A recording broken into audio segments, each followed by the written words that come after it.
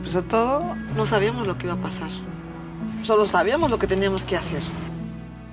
Teníamos miedo, pero no podíamos dejar que el miedo los paralizara.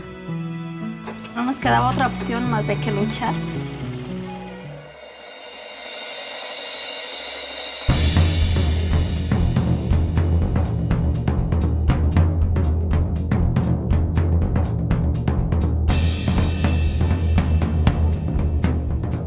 Tonight is a really special evening. We are showcasing a really, really beautiful movie called Made in LA by Amaldina Caracedo and Robert Behar. Something that was very important for us in the film was to use this struggle to represent a much larger issue of how immigrant workers are treated in the country, and also what kinds of organizing they're doing, not to show them just as victims, but as sort of active participants and engaged participants in democracy, and really to be able to connect it to many other different kinds of a struggle. We've been touring a lot with the film, and whenever we do that, we really want there then to hopefully be an action component locally, where an audience can get involved and understand, okay, this has helped shape a lot of different issues and help you sort of walk in these particular women's shoes for 70 minutes. But that local connection is really important. So it's wonderful not just to have action items, but also to have a local victory that can be connected to this. And because some of the members of the Chinese Staff and Workers Association have been working so hard and long, both at work and trying to make their workplace better, and have an amazing victory to share with us, we asked them to come and say a few words to help frame tonight's movie, so that we would be able to understand that what we're going to see happening in LA is actually happening here in New York. Same exact thing. Liberty Apparel, who makes, $50 million a year, right? One of their contractors in a factory were paying their workers, $2 to $3 an hour. They were working 80 hours a week, and they just won. The jury ruled that the workers should get paid back $600,000 in back wages and in damages, and this sets a precedent. They can hold the top large company accountable for sweatshop conditions, for bad working conditions. So we really need your help in really spreading the word. These are some of the representatives, and this is Ming Nan Zeng. She's going to say a few words about it. 当时在那个一厂里工作，就是环境很差，那个空气不好。然后我在那里，我91年来的时候就在一厂工作。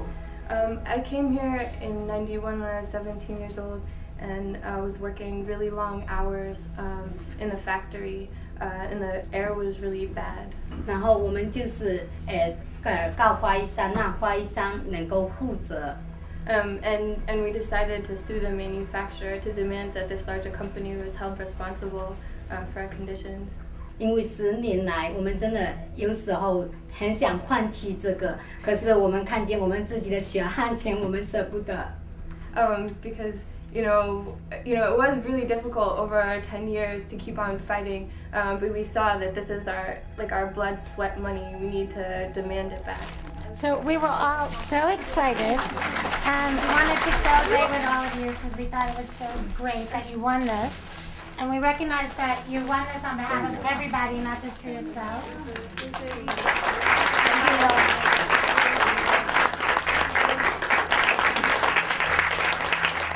In a way, their struggle is your struggle, and so I'm thankful for helping us to connect the stories in the film. Oh, you're crying. To your struggle.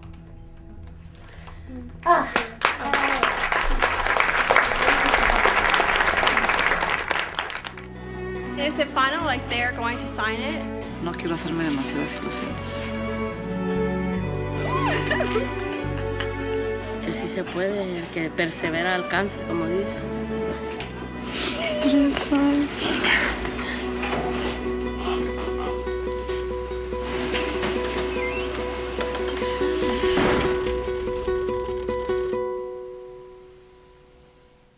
When the film came out, again, I was in Talk of a Nation. We were in Fox and Friends. Like these kind of things, I think were very useful. And then last September, the film won an Emmy, a national Emmy, and I think that again brought a lot of press and publicity. When you got the Emmy and when you got all of this press, When they wanted to talk to you about the movie, I wonder, how were you able to leverage the press opportunity to talk about the issues? Sometimes you have like 10 seconds to be subversive and you have to figure out how to do that. So, I mean, if someone says to you, oh, how did you feel about winning the Emmy? You know, well then you can say, well, it was thrilling to win the Emmy, but what I was most excited about was that, you know, this story of an immigrant worker struggle in Los Angeles will now be able to reach a wider audience. Actually, your film resonated deeply with some work I've done previously in India, which is based around issues of sex work. I can immediately see those workers totally feeling like a huge connection with these women.